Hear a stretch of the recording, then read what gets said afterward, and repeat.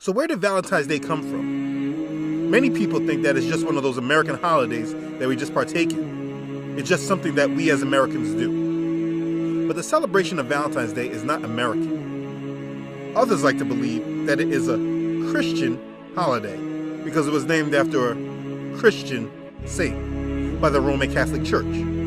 But the truth is that Valentine's Day was made by the Roman Catholic Church to Christianize the pagan celebration of Lupercalia. Do you want to know what it is? Lupercalia was one of the most ancient Roman festivals, which was celebrated every year in honor of Lupercus, the god of fertility, also known as the god Faunus.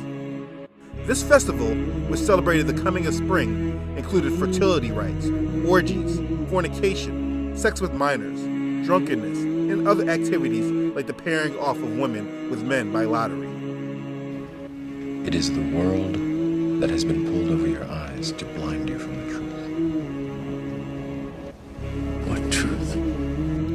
Lupercalia was a fertility festival dedicated to Faunus, as well as to the founders of Rome, Romulus and Remus. During this time, the winter solstice is long gone, and the pagans are now seeing that the days are getting gradually longer.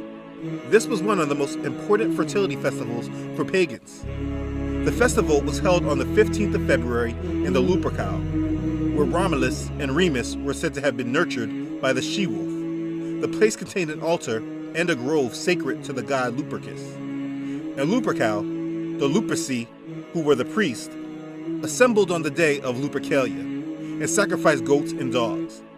These animals were known for their strong sexual instinct, making them most appropriate sacrifices to the god of fertility.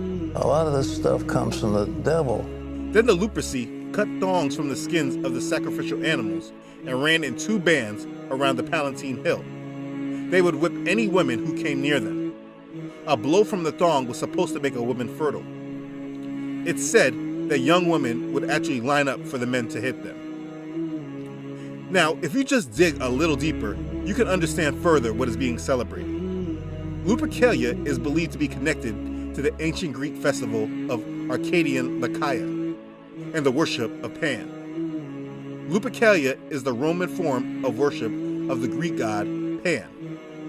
Pan can be traced to the sun god Baal. He is the horned god. And we know Baal is none other than Nimrod. Nimrod was the original Lupercus. The Lupercalia, the festival of the Romans held during the time we know today as Valentine's Day, was a festival to honor Nimrod, just in this Roman form. This is paganism. In ancient pagan Rome, the month of February was sacred to Juno Februata, the goddess of the fever of love. Juno Februata was also the goddess of women and of marriage. February 14th was her festival day. A box was provided from which single men could draw a billet, a small piece of paper on which a woman's name was written. The couple would then form a temporary liaison for the erotic games to follow. Sometimes they would remain partners for the following 12 months. Marriage sometimes resulted from this practice. So these days were used to celebrate fertility in ancient pagan Rome.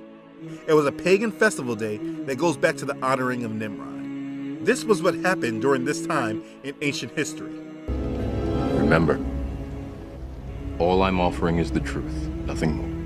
Christianity is wrong, is a mistake, and it's not the right way. So Jewish people are staying away from Christianity. They don't want to taste it, they don't want to smell it, they don't want to hear about it. They know it's wrong and we don't want nothing to do with it.